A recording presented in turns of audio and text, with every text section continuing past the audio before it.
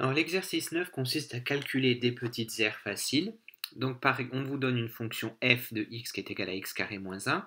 La première question, c'est calculer l'aire du domaine délimité par la courbe, l'axe des abscisses et les droites d'équation x égale moins 1 et x égale 1. Et la deuxième question, c'est l'aire du domaine délimité par la courbe, l'axe des abscisses et les droites d'équation x égale 1 et x égale 2.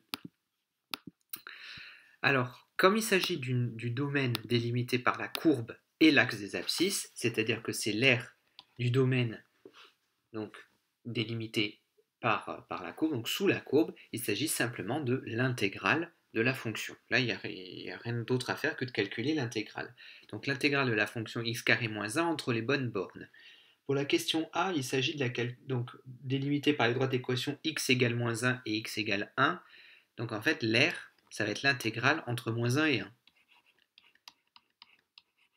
Donc dès l'instant que c'est l'aire du domaine délimité par la courbe et l'axe des abscisses, il n'y a qu'à calculer l'intégrale de la fonction.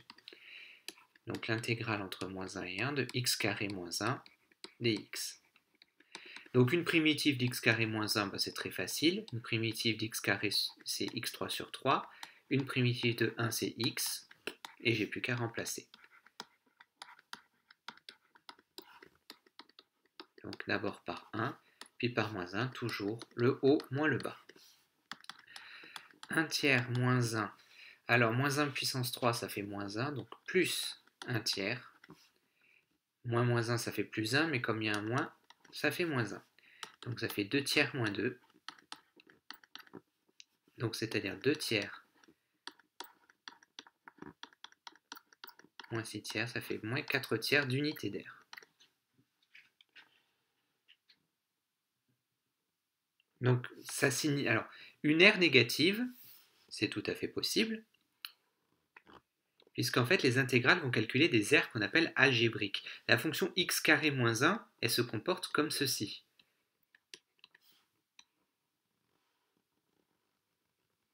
Elle est comme ça. Donc l'aire, c'est l'aire de ce domaine-là. Et comme il est situé sous l'axe des abscisses, donc l'aire est négative.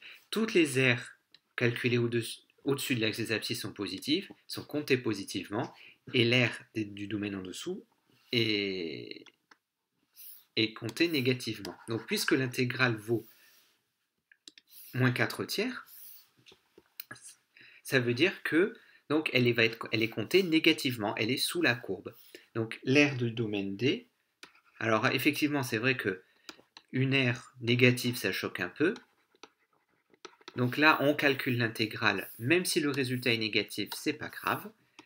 Donc vaut moins 4 tiers d'unité d'aire parce que l'intégrale vaut moins 4 tiers parce que le domaine est situé en dessous de l'axe des abscisses, mais on peut dire que l'aire vaut 4 tiers d'unité d'aire. Une aire la considérer comme une quantité positive, indépendamment du fait qu'elle soit située au-dessus ou en dessous de l'axe des abscisses. Donc on peut calculer et avoir un résultat négatif, ça veut dire que l'aire est en dessous, le domaine est en dessous, mais dans la phrase de conclusion, prendre la valeur absolue du résultat. Alors, pour la question B, c'est la même chose, mais entre les droites d'équation x égale 1 et x égale 2. Donc là, c'est exactement la même fonction, donc la même primitive, entre 1 et 2. Donc 2 puissance 3 sur 3 moins 2, moins 1 puissance 3 sur 3 moins 1. 2 puissance 3, ça fait 8. 2, c'est 6 tiers. Moins 1 tiers, moins plus 1, donc 3 tiers. 8 moins 6, 2, moins 1, 1, plus 3, 4.